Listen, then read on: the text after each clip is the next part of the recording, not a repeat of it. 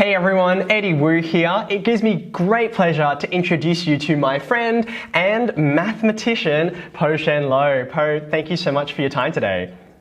Wow, it's wonderful to see you again. It is a joy. It seems like almost another lifetime ago when you were down here in Sydney with me, and it was just such a delight to have you in person. But this is great as well, and I especially know your time is very precious because you're in between, meetings with people internationally, governments and their ministries of health. So we're really thankful for your time. But I'm getting ahead of myself a little bit. Po, I introduced you as a mathematician just now, and I'm a big fan of saying that, mathematics is about finding patterns, understanding relationships. So in a real sense, everyone is a mathematician, but I would classify you, I guess, as a capital M mathematician. You're the professor of mathematics at Carnegie Mellon University in Pittsburgh, Pennsylvania. How long have you been doing that for? Oh, I've been doing that for, at this point, almost 11 years. Wow, okay, you are truly part of the furniture there. That's excellent. We will get onto your kind of life as a career academic a bit later, and also why on earth you would be talking to international governments and their ministries of health. But I feel like it's really important to get to know you a bit better first. So I'm wondering if we could talk a bit about your personal journey into mathematics. What are your early memories of doing mathematics and your experience there? Oh my. So if I think about how math started for me, when I was in elementary school, primary school, my mom would teach us mathematics at home. I was the oldest kid. And we spent quite a bit on mathematics for only one reason. It's because they were from Singapore. And they weren't exactly sure if they were going to stay in the United States. And I remember my parents telling me, let's make sure that you learn what all of your classmates in Singapore are learning, because if we go back to Singapore, that way you won't be the bottom of the class. That was the sort of the motivation. That's delightful that, she was, I think it's amazing that as, there are lots of parents who are going to be viewing right now, and the huge formative influence they have on their children, positively and negatively, really matters. But I just love that it's kind of like, I don't want you to feel left out. And obviously the Singaporean education system is kind of world famous for how well it really understands mathematics and prioritizes that. So learning that at home, I think a lot of people, children growing up, might have had a similar experience, but didn't come out enjoying mathematics the way that you did. Can you tell us how that emerged? Definitely, because by the time I went to middle school, I think at that point I already had a very strong math foundation. That's thanks to my mom. But at the same time, I didn't really know what math was. I knew how to compute things. Like if you think about what people were learning back when I was growing up, which was the 80s, basically what you did is a lot of computations. You did a lot of calculations with multiplication, division, and so on. And when I got to middle school, that's when I discovered, or rather, math competitions discovered me. I was going to a school in the United States, and there was an entire series of middle school math competitions where the principle was to give math problems that you don't exactly know how to solve.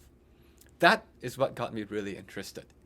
That is so fascinating to me because I feel like a lot of people might take the experience you just described, and actually, that might be kind of, someone's nightmare scenario almost, in terms of I don't know what to do, and then, you give me a challenge and I don't know how to go about it. But it's actually it seems to me a key characteristic of all the mathematicians I get to meet and work with, that actually the joy and the challenge of encountering a problem that you've not seen before, and you think, I need to come up with a novel way of entering it. Would that be a fair description of your experience? Definitely. And I also think that that's because maybe there's some personality. I actually don't like to do what I'm told. I'm one of these awful people that if you say, do things exactly this way, I'll say, but that would be boring. You've already told me what to do. I want to put my own spin on it. But there's a reason I phrased it this way. I think that's actually human nature. I think this is actually what makes humanity keep finding new ways to do things. I'm not referring to just mathematical ways, I'm referring to anything. We have a naturally, I don't want to call it rebellious, but I want to call it with a natural nature to try to do things differently than before. And I think that's the heart of experimentation. I just really enjoyed that in a context where, like on these math problems, there wasn't any requirement that I do well. In fact, because they were so hard, if you can't do them, well, they were really hard anyway, right? So what's there to lose? Do your very best and see how far you can get, right? Now, we will talk about all those different competitions in a second, but before we sort of dive into there, as I mentioned before, you're in university as a mathematician. Mathematics, it forms bridges to so many other areas, and I think about a lot of my friends who I went to school with. If they were gifted in mathematics, often they would go into engineering or finance or perhaps architecture. When did it solidify for you? Like, how old were you when it sort of became clear to you that you wanted to go all in with mathematics?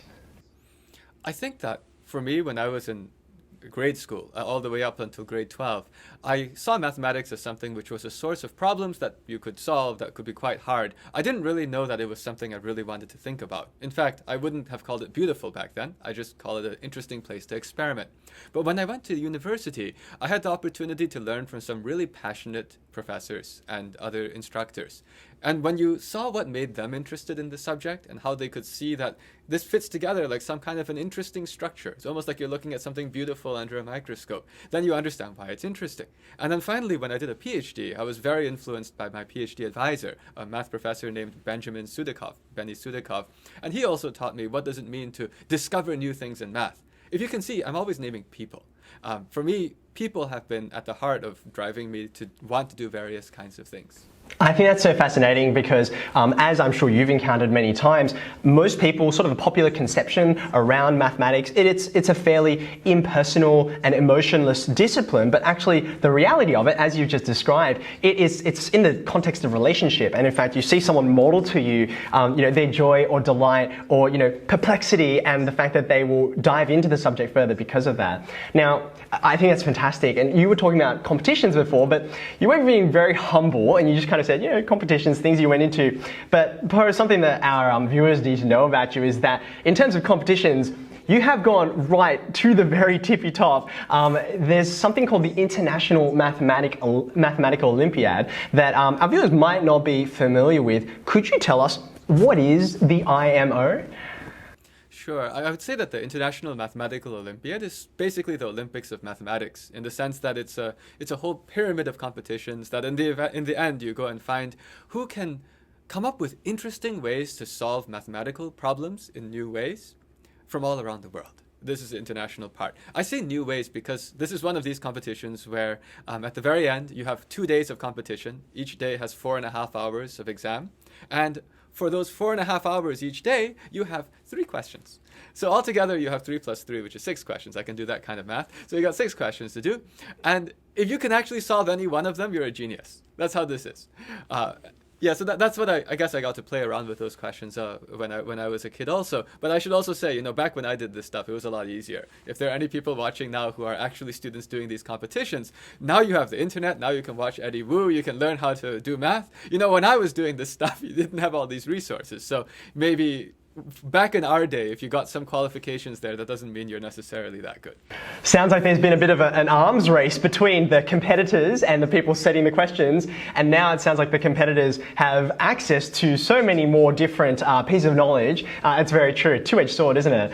Now, it's really interesting to me. I've actually, as a teacher, seen some of the students who I've taught over the years, and I've kind of supervised them in kind of the local versions of the IMO, and sometimes I will sneak a quick look at one of the questions, and like you said, there's not many. It's quite different to normal people's experience of mathematics. Here's an exercise, do 100 questions. There's a real emphasis on taking that time, depth of thought, and creativity of thought, like you were saying before. But I'd really love to know, because you are one of those rare people who's entered in and also performed at quite high levels. You're a silver medalist in the IMO.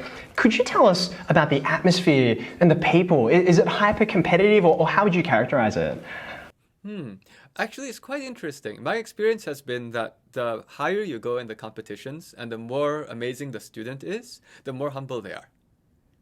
I've actually noticed that.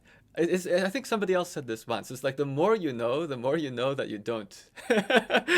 So it's just that somehow, the people who perform at the absolute best at these are somehow some of the nicest people in the world who have seen that There's no point in acting like you're better than anyone else. And in fact, I see a lot of camaraderie in that. I actually feel like one reason why, at least in the US, the students are pushing so hard to try to do these competitions is because they make great friends there. And yes, okay, you'll have a fun, like a friendly challenge. Somebody will win. But in the end of the day, whoever won and whoever's number two and whoever is whatever, they're actually all friends. And I suppose that would make sense because I guess over the years you would start to see these people at the different competitions over time, and also because there's this shared love. I think that's very perceptive, and that humility that you mentioned is actually really interesting because I don't think we would normally pick that out as a characteristic that would say, oh, mathematicians, this is kind of what their personality is like. But it does remind me, one of my favorite metaphors is that mathematics is a bit like mountaineering. You sort of climb these mountains, and I imagine, going up to whatever people are doing, in here in Australia, it might be mathematics extension 2, it might be specialist mathematics, we might be talking about AP calculus, but actually when you get to the top of one such mountain, I imagine from that vantage point, you just see further mountains in the distance. Would that be the way you describe it? Absolutely. And it's also like, even if you're just running up the pure mathematics mountains, at some point you run up to the top and you say, wow, there's all those other people over there. They're not doing math. They're doing things that are like directly, practically useful. This is also very interesting. Maybe what we're doing is proving some theorem. Maybe it could be useful someday. And there's some older people over there who are making something that's practical. And there's this level of respect that you have. Like if you've gone all the way up a particular mountain, you say, well, it's that hard to get up this one. There's someone all the way up on that other mountain over there. That looks really interesting. I'm up here, but how do you get over to that one? I guess you got to go all the way back down and go climb another one from scratch. And it is funny, like we do say mathematics as if it's sort of this monolithic object, but actually, like you point out, there are all of these different areas, and there is diverse, different genres of music or different styles of literature or art, right? And I'm going to come back to that idea in a second. Before we do that, though, talking about the IMO, you've participated in it as a competitor, but now you're actually the national coach for the United States team. What's the difference between? I mean, obviously there is a difference, but I picture a coach for, say, a game of football or tennis or things like that, swimming. I'm picturing someone, barking orders, off from the side of the field and say, try this drill out and, work harder, and there's a physicality to it. What does coaching for the International Mathematical Olympiad, what does that look like? For me, because I used to be a competitor, the way that looks like for me is I know how it feels to be sitting there. How can I help you in the best way so that you make the most of yourself without feeling a lot of stress? And I'll say, because I remember being an International Math Olympiad competitor, there's enough stress that comes from yourself. It doesn't need to come from the coach. What comes from yourself is the moment you're representing the entire country. And whatever you do is going to be mentioned, 20 years later by somebody else interviewing. That's right. Someone could go and Google Po-Shen Loh IMO results, and they are still there for all of time and posterity to enjoy. Yeah, enjoy or not. But what I mean is, you already have enough stress that you know that whatever you're doing is actually at some national level. So my goal as a coach is just to hopefully help these people get as far as they can. And I guess I always see in every one of the students some example of what I used to be thinking and I used to be feeling. So I guess I see it in a very empathetic way. And I've also noticed nowadays, it's quite interesting, there's now an entire generation of coaches who themselves were contestants. And you can see that somehow a lot of us are inspired to coach not to win anything, but to try to help these people get as far as they can. Because we all see people that we used to be. There's that, it's kind of paying it forward, isn't it? You've had this debt of people coaching you and seeing the places that's taken you, and it's fantastic to pass that gift on. I think that's delightful.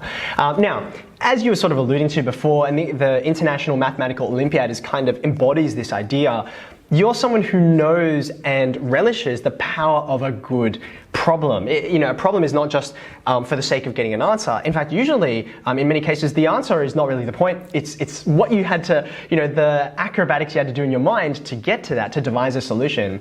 And so that's why one of the things I love that you do is you pose these daily challenges and you post them up online for people to participate in. And that was actually something which got you a lot of attention, late 2019, I think it was, because through posing one of those challenges, you actually came up with a result about quadratic equations and trying to solve quadratic equations.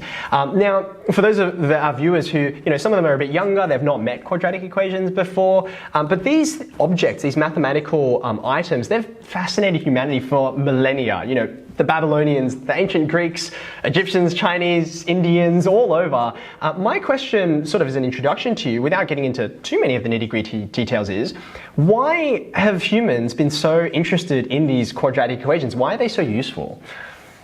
Oh, I think the reason why people have been interested in quadratic equations is because they're hard. In the sense that, what I mean is, there's some easy equations like 3x equals 6. You just undo the 3. You were going to multiply by 3, then unmultiply, that's divide. That's not hard. Or x plus 2 equals 5. Just unplus the 2. That's reasonable.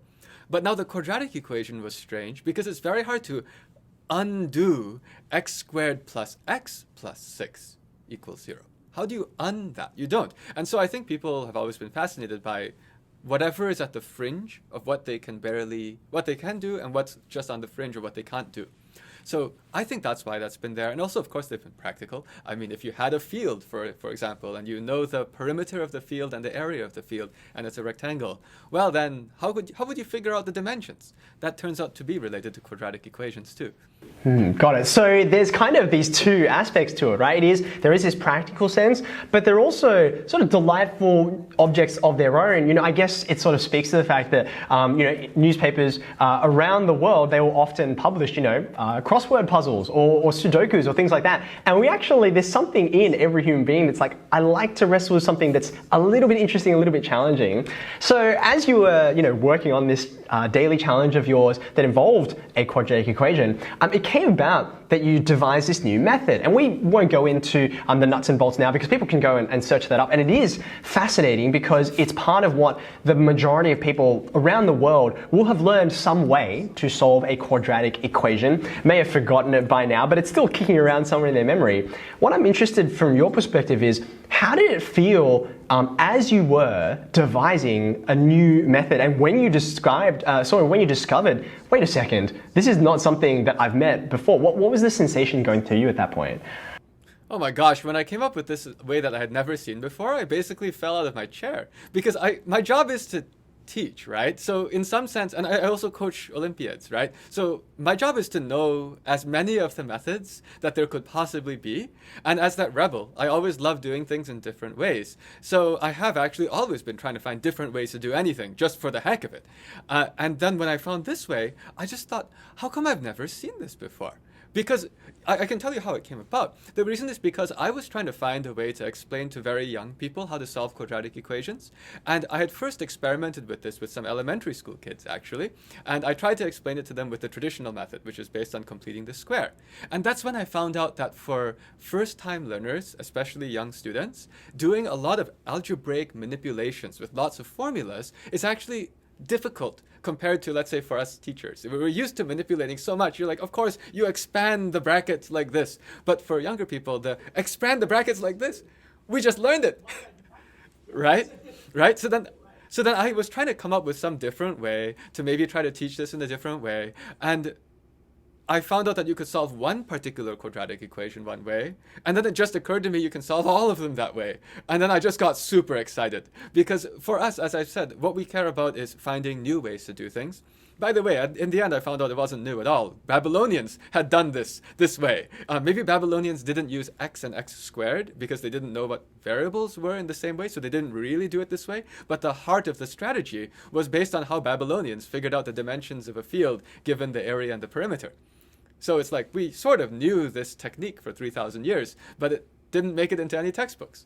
And it's really funny because there is this story of mathematics being this immensely international and historical discipline, because in some senses, it doesn't matter whether you are speaking English or Babylonian or any other language. The mathematics underneath, those realities and patterns and numbers, are in a real sense universal. I just think that's fantastic. So I just wanted to come back to something you said earlier. I'm thinking about everyone who's watching who finds mathematics, inscrutable and opaque, and we're using words like beautiful or elegant when we think about this particular solution method. What is it that makes a particular way of solving a problem elegant versus some other method that you might find? It doesn't have to be quadratic equations. How would you describe the difference between those? Oh, I'd say if you use what we're trying to do with math is we're trying to look at things from different angles. And sometimes when you look at it just from the right perspective, everything lines up and fits together. I actually feel that's the main value that math often gives. Some people think of math as what you do when you calculate out answers, but to me that's just the routine part. The interesting thing is, well, I could either do a lot of brute force that way, or if I looked at it this way, it turns out that everything is symmetric somehow and it all fits together. Yes, I think that's fantastic. And it's like you said, I remember a quote I read once that, computation is to mathematics the way that spelling is to literature. It's kind of like, well, yes, that's a part of it, but it is a very, very small, narrow part of it, isn't it? It's kind of like the precursor or the necessary thing, and where the interesting stuff is happening is actually elsewhere. So I think it's really quite obvious why, you would head down into this rabbit hole of mathematics professionally now, and I'd love to talk to you about what life has been like as an academic, because this is something which most of us, again, look at from the outside. Now, we should point out as well that not only do you work in a university, but you've had quite a university career. I mean, you studied first at Caltech, the California Institute of Technology, and then you did some study in the UK at Cambridge University before coming back to the US for Princeton. Now, you've gone to the other side of, being the student to now being the teacher and also sort of researching and that kind of thing. Could you give us a sense, like what's a normal day like for you? Is there such a thing as a normal day in the life of an academic? So this is interesting because a lot of times people will think of what does a professor do, and if you look at the movies, the professor is this bumbling person who is supposed to teach incomprehensibly. That's not exactly what professors are supposed to do. At the university where I work, what we do is we have a blend between teaching, of course, I'll do some of that later today still, as well as the responsibility is to contribute something to the knowledge of humankind. And that's what research is about, right? The main point is to create something that outlasts you, if that makes sense. But by the way, different universities have different ways of looking at this. I mean, some places might be more conservative, and the way you do that might be discovering a new method in math and explaining why it works. That's like a theorem and a proof. But there might be other things that you could do to leave a lasting impact. And I really enjoy working at Carnegie Mellon University, which is where I am, because it's one of the most entrepreneurial type of universities. I don't mean in terms of starting a business. I mean in terms of thinking, it's quite open-minded in terms of what does it mean to make impact. And in fact, it's in that broad lens that I actually usually operate. These days, the sorts of activities that I work on, unfortunately, every day is actually different. But that's because, as I've mentioned, I've been here for 11 years. I've built a certain track record here of doing lots of very strange things that might sometimes leave some impact, maybe like that quadratic method or something, or other things that I work on these days if they happen to overlap, let's say, into healthcare or managing pandemics. But the main objective is to think, what are the kinds of things that you can do that will, of course, educate the students we have here, but also leave some lasting impact on human knowledge. So speaking of that lasting impact on human knowledge, your particular area of focus is discrete mathematics and combinatorics. Now, I remember studying some discrete mathematics at university myself and, sort of looking at the subject outline before I chose it and thinking, discrete mathematics, is this like secretive, like mathematics? But of course, this is a very different kind of discrete. It's to do with whole numbers. Can you tell us a little bit about could you give us like a thumbnail sketch of the fields that you particularly work in?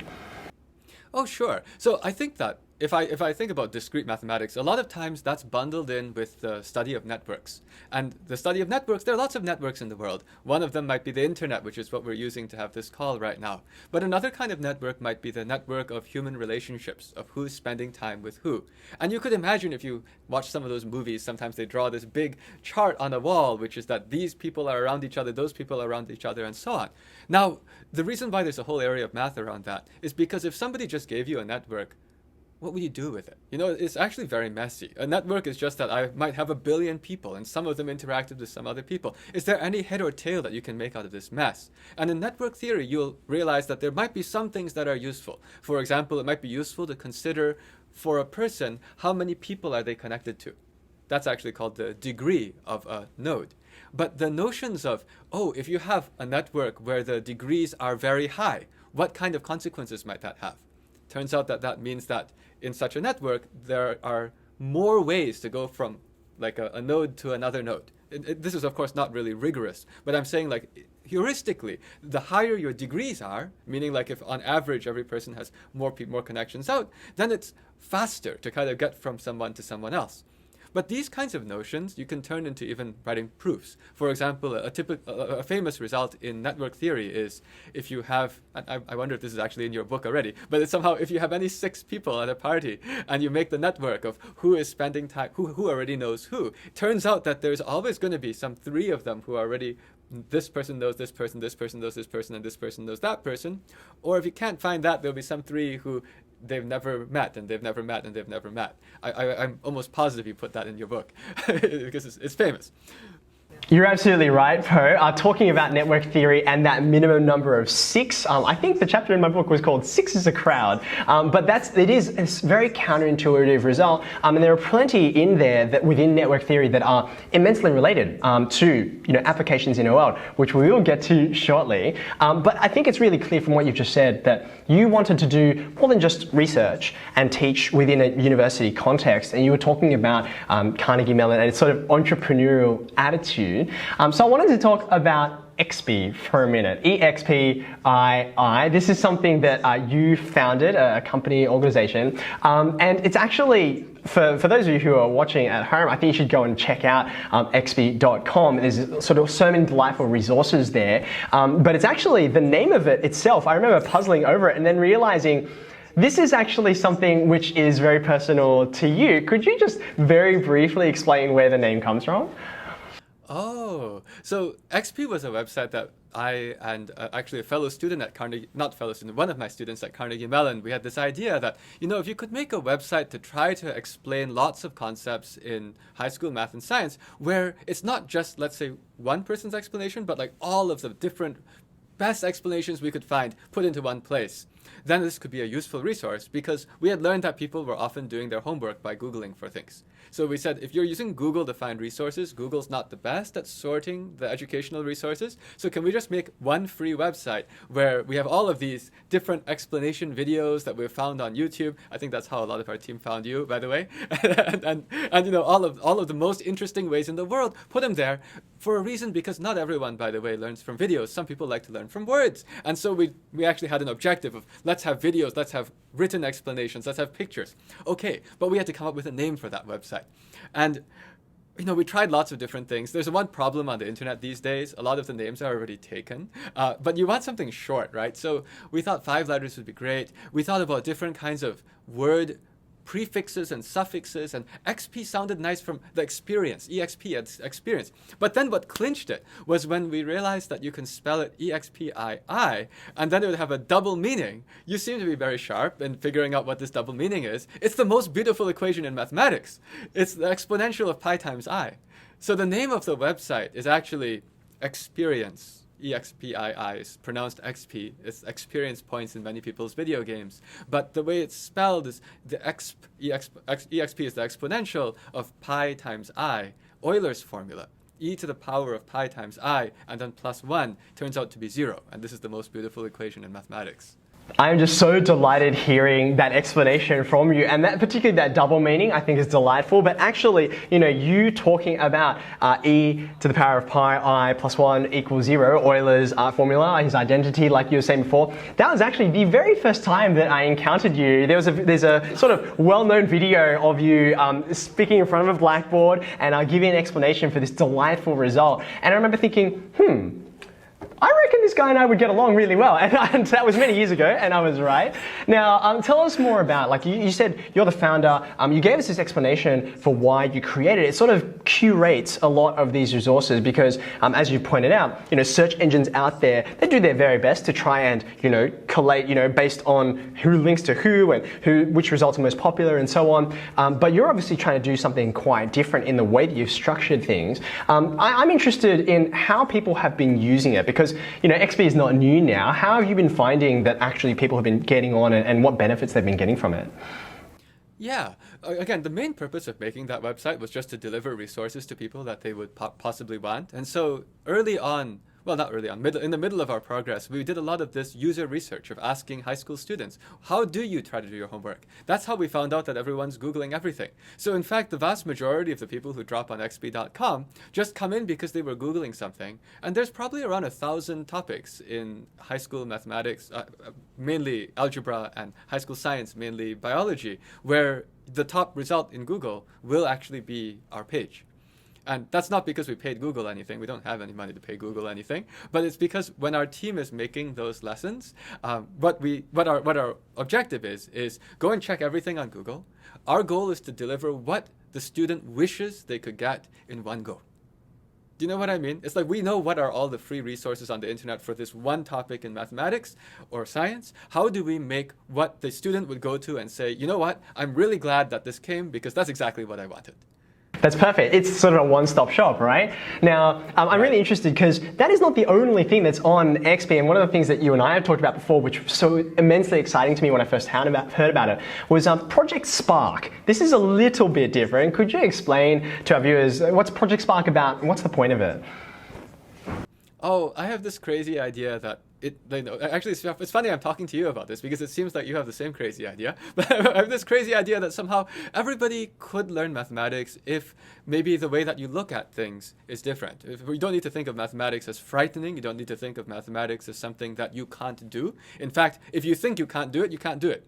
And so the goal of this Project Spark was, is there a way to help make mathematics something that more people can embrace? And maybe could we explain concepts in math in ways that are different from the usual Po on a blackboard explaining something? Could it be maybe done in the course of a video of somebody trying to catch the bus? And well, there you go. The Pythagorean theorem tells you how much distance you get to save by taking a shortcut.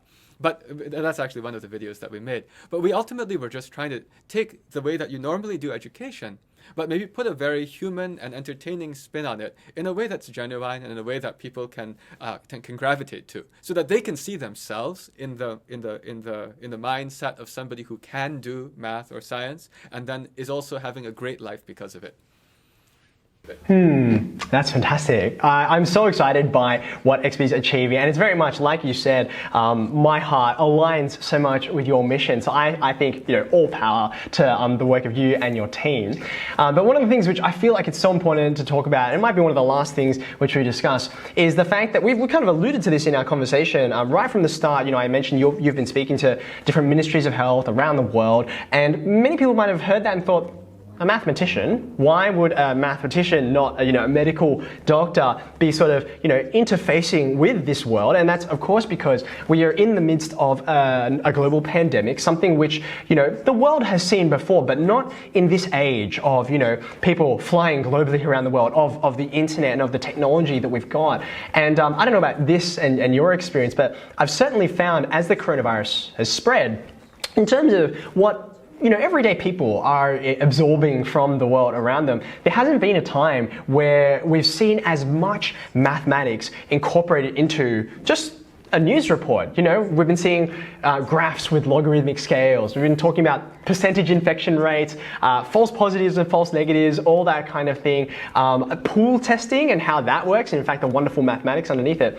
But one thing that's been hugely important has been contact tracing. Now, I guess I'm interested in, contact tracing has been something that we've now sort of added into our lingo for how we fight this disease. But I'm interested first, before we talk about what you and your team have been working on to help solve that problem, why is it so important now? Why is contact tracing, like when we fight other diseases, we don't always think about it in these terms? Can you help us understand why this is such a powerful tool and what mathematics has to do with it? Yeah, so I'll give you an answer that a mathematician would give, because what we try to do is as mathematicians, we always try to figure out what is different. Like in mathematics, you have a few assumptions, and from those assumptions, you draw a conclusion. How come suddenly this disease is different from the others? I would isolate that one of the key aspects is that it transmits before you know you have the disease. The fact that you start to become highly contagious 2 days, 48 hours before your symptoms start makes this a very, very difficult disease to control, because it makes it so you can't use our natural human instincts. Normally, the way we do something is, I feel like I have a fever, or I have a runny nose, I won't go into work today. that works great as long as the disease only starts spreading then. But if the disease starts spreading before then suddenly the problem is that you have people running around, getting other people sick, finally realizing that they're sick, maybe at that point doing something, but it's too late. Some other people got sick, they're running around, they get more people sick, then they find out they're sick, then they go back in, but it's too late and the exponential growth takes off. So if I were to boil it down, I'd say the very unusual thing is the high amount of contagion before you know that you have it. Now that contact tracing component, the way the rest of the world has been trying to attack this is they've been trying to chase as fast as they can. Because if you go and find out that there's somebody who had it, it's actually very natural and logical that you go and try to see who were these people around. Can we intercept them and quickly rein them in? Because maybe that would control the virus. Not maybe, it does work. There are countries which have used this to great success. And so I think that's why contact tracing became a thing. So that makes a lot of sense because it is a transformation of the problem, isn't it? Which I love. It's just it's a keystone mathematical problem-solving strategy. But you're right that even though, we have measures that do work. Of course, we're saying if you are sick, definitely do stay home. But because of this nature of the problem where, before that happens, actually we've already got this spread. And as you were alluding to before with networks, we live, especially, around the world now in our cities in such incredible density. And so in some ways, even though usually being in a city, brings significant advantages. You have access to all of these things very conveniently, but right now it's kind of working in the opposite direction. The closer you are to other people, the more struggles there are. And so that's why, you and your team have devised this kind of different contact tracing app that takes a very different approach, and it's called Novid, which I love. Obviously, we've already seen from XP, you have a penchant for fantastic and memorable names. Novid, not COVID. Can you tell us, how does this app work? Why is it different? So that's where the network theory comes in, right? So I actually do think about networks all the time. And when COVID broke out, it's very interesting. Actually, the last person that I had a serious mathematical conversation with about education was in fact you. I saw you in Australia, and that was right before a lot of these restrictions shut down. And as I was getting back into the US, that's when behind me, basically doors were shutting of all the places I'd been before, they were shutting down. And at that point, I started to think, is there anything I can do to try to help with this problem? And I realized that due to the fact that this disease is spreading before you know you have it, then maybe I can try to do something with network theory. But after thinking about it for months and months and working on various versions of apps, we came up with something that is completely different from this traditional catching up method. In fact, we actually would even consider it to be a paradigm shift. And I'll say this in the framework of network theory.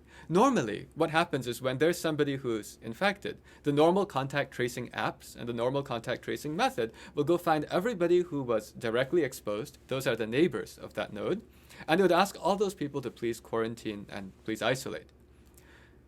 Unfortunately, that actually hasn't worked so well.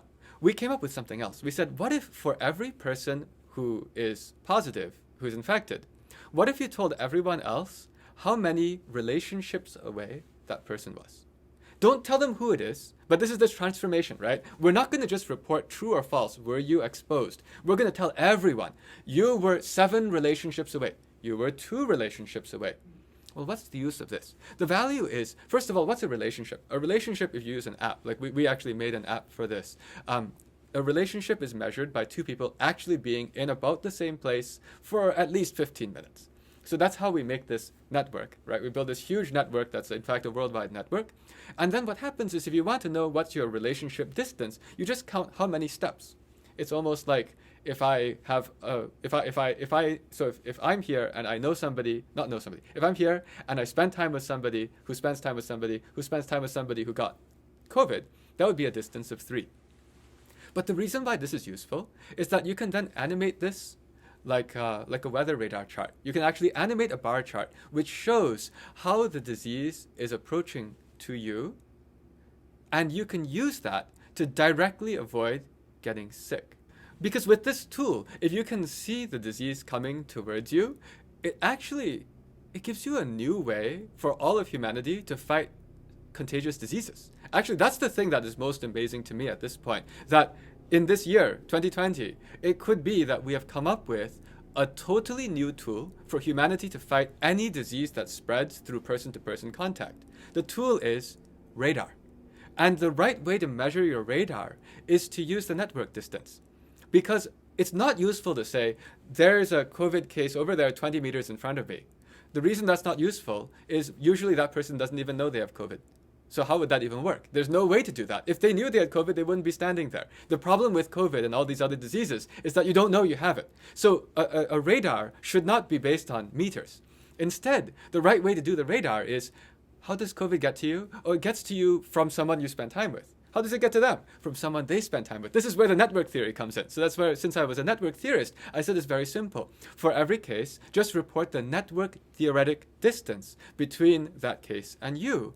But suddenly, if you've got this app, you are empowered to protect yourself. Because we've asked a lot of people, what would you do if you saw the disease closing in?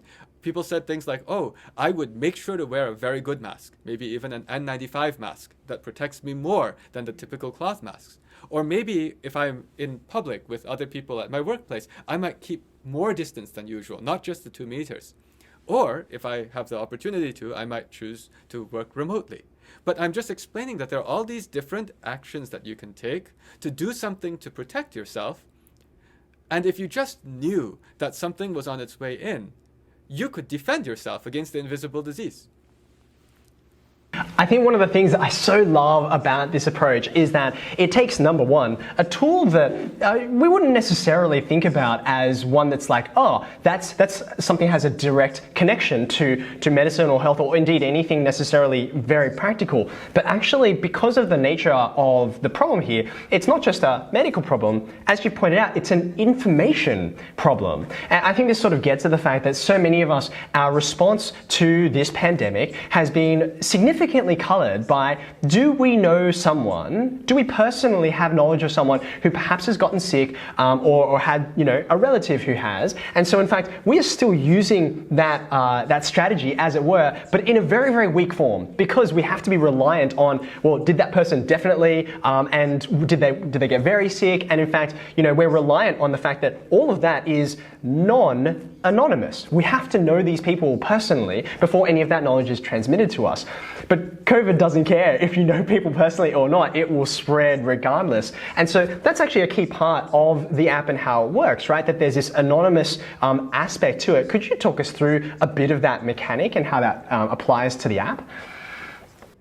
Yes. So when people were talking about contact tracing back in, say, March, that was a very non-anonymous form of somebody calling you to say, who were you around? Where did you eat dinner last night? And they were doing it with names. And my observation was, as a network theorist, COVID doesn't care who you are. COVID just cares that these two people were near each other. And so all you really need is a way to figure out with pseudonyms, without knowing who a person really is. If you install the app makes up a random pseudonym for you. It's actually a 128-bit number, which is about a 40-digit number, approximately, but like some very long number that represents your identity without actually representing your identity. No mobile number, right? So the way that we built this is, if you install this app, it doesn't ask you for a mobile number, doesn't ask you for your residence ID number, doesn't ask you for anything. It just makes an ID for you. And then as you're wandering around in public, if you happen to have the app and somebody else has the app, then the two discover that, all right, these two random numbers were near each other. But since we intentionally don't want to know anyone's identity, all we do is we build up this big anonymous network. And the observation was, you know what? If these anonymous participants could just find out that there is a wave of incoming COVID towards them, where you tell it to them in ways that also protect the anonymity, like it's at distance 4. How many people are at distance 4? Maybe there are 20 or maybe there are 30. I can't tell who it is, but it doesn't matter. It's at distance 4. And once you get this information, the natural outcome would be, it's very interesting, the natural outcome would be that around everywhere that the disease was, people would start to freak out in a good way. Freak out in a good way of trying to defend themselves. But there's another thing about the math here. The act of defending yourself from getting sick is symmetric. It also prevents you from getting anyone else sick in case you were an asymptomatic or pre-symptomatic spreader. So again, this is the math part, the geeking out over here. It's that somehow, if you actually had an app like this, here's what you'd actually see. You wouldn't see a national lockdown. You would just see that wherever the disease went, around that disease, out to maybe 3 social circles, people are making themselves scarce. and reducing the spread of the disease. In fact, stamping it out. In fact, maybe in your book, if you have any discussions of convergence, this is basically a dynamic process which causes the number of cases to converge to zero. Because wherever it is, there's a natural pressure to reduce the amount of action, amount of interaction, and that stamps out the cases. The reason this is so important is because the way that we traditionally as humankind are trying to fight diseases is the opposite. We aren't converging to zero, we're converging to cases. Because whenever there are fewer cases, we release, and then people start to move around more until there are too many cases, and then we lock down. The math of this is that you're guaranteeing to converge towards always having cases. Whereas the difference in what we're doing is that you might not need to lock down everybody, but there might be around that one case 10 people who are freaking out. And by freaking out, there's no more spread. And then there's no more one case.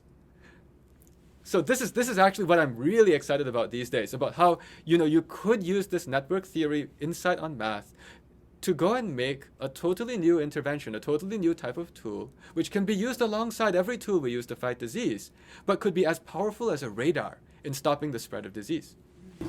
That is incredible because, like you said, as you were mentioning before, we have this rhythm of, cases rise, so then we act, and then, if the action works, then cases drop, but then we necessarily relax because, the economy is being affected and so on. But there is going to be this rhythm established, this equilibrium, which by necessity has some cases around because it is a reactive solution. We respond once we see the cases, so they're already there. Whereas this is it almost allows for a forecasting situation. As you mentioned, as you're watching the numbers, the relationships, perhaps it starts at 7, then it goes 6, 5, and 4, and then you realize, oh, I can actually respond to something I see coming before it actually arrives. And that's what changes the dynamic so wonderfully, right? Yeah, actually, this is where I think about all of these things of what is different here, right? And there's another thing that's very different. Once you can see it coming with a longer range distance, for the first time, the app gives you a direct way to avoid getting sick. Whereas if you compare with the other apps that, say, Google and Apple have been building systems for, those apps are all designed in ways where it doesn't tell you anything until after you've already been exposed to somebody else who's positive, and then the app tells you, please quarantine. Now, this is very different because at that point, there's no more time to do anything to protect yourself from other people. The ask is, please protect everyone else from you. And this is where game theory comes in. Actually, this is another very interesting angle. There's a notion of what's called a Nash Equilibrium. A Nash Equilibrium is what happens, it's a state of affairs where nobody has any incentive to deviate. That's one way you could call a Nash equilibrium, all right? And you can even think of this in terms of human behavior. It's like, could we say, let's all agree on the following strategy? If it's in equilibrium, then that would mean that nobody has incentive to cheat. But you see, in that app that I've just described, the way that Apple and Google are making their system, imagine everyone was using it. You would have plenty of incentive to uninstall. Because if you uninstall, everyone else is still protecting you from them, and you don't have to quarantine. I'm actually saying this is bad behavior, this is selfish, don't do that. But the unfortunate thing is that the selfish equilibrium for that system is actually nobody installs it. Whereas what we've done is we said, let's not try to drive any quarantines with this app. Let's just, instead of calling it quarantine, of protecting everyone from you, give you enough foresight that while you're busy buying enough toilet paper for the next 10 years, because everyone will do anything to protect themselves a little bit more, this is true, while you do that, you effectively cause all of the impact that was wanted, except that you actually got to protect yourself. And then the Nash equilibrium here becomes that everyone installs it. It's actually, once you make it so that it satisfies the following mathematical property called installing app decreases your chance of getting COVID. That is actually the property that ours has. If you install the app, you decrease your chance of getting COVID. Surprisingly, that is not what all of the other apps had. They had the property that if you install it, you decrease other people's chances of getting COVID, while you increase your chance of getting quarantined. So these are the sorts of things that we think. Yeah, you were referencing before some massive ideas there. Game theory, for example, is an area of mathematics that many people, sort of your average person on the street, has never encountered during their school experience. But what you mentioned of the fact that we are all, in a sense, we have this natural inclination toward selfish behavior, towards self-protective behavior at potentially the expense of other people. This is something we experience all the time. I mean, I think about, in another lifetime when we were, in airports airport and perhaps we'd just gotten off the plane and, there come our suitcases off the carousel and we're all there standing around waiting. And as soon as the suitcases begin, what would make sense? What would be helpful to everyone is if we all stood back so that we could all see clearly. And then once you see it coming along, you say, oh, well, now I will move forward and collect my suitcase. But in fact, that is not the equilibrium that actually occurs. Everyone gets in as close as possible because it gives you an incentive to be able to get to yours faster. It creates a problem for all the people behind you, but then, what will they do? They'll then move forward and then suddenly we're all in the crowd and everyone pays. And I guess we're in a very similar situation here where the technique that we use for contact tracing, if it's something that is clearly going to give me a benefit, it obviously is going to have a much bigger chance of success. And that's just human psychology as well, isn't it? Yes, and that's why I guess I had the idea that this should be possible because there's so much good created by having done the right thing. Because then there's less disease, there's an economy that runs, there's no shutdowns. This is exactly what we want. So as a mathematician, you try to say, if there's this much good, could we find a different way to apportion the good? Do you know what I mean? And so that's why when you use the network theory to give that forewarning, that suddenly apportions enough of the good to encourage a person to use the system, that they then use the system. And since there was so much good to go around, the pie is big. So you can actually make it so that every participant got what they wanted. And everyone got to a better place. Whereas the problem was what people were trying to do before with apps. The good was apportioned differently, where it was good for the government and good for everyone if everyone collaborated. But unfortunately, on the point of view of the individual, it didn't deliver what they may themselves have chosen to do. So that's what I'm actually right now really trying to push, because it's actually quite rare that an idea like this does arise. I mean, one would normally expect that ideas like this, you've already seen them all. It's the year 2020, right? But I often think, how could something like this be new? Well, it might be because this requires lots of smartphones. And this is the first pandemic we've ever had where there are lots of Bluetooth-enabled smartphones, where you could basically turn every person into a person who can defend themselves against the disease. It's this generational leap where not just we have technology, but actually it is ubiquitous, and that's what enables this particular strategy to work.